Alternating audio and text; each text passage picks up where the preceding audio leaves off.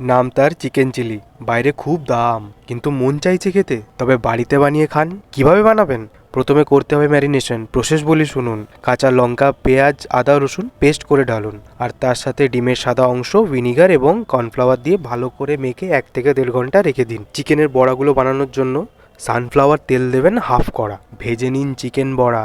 হলে ভাজা লাল লাল তুলে নিন এক থাল।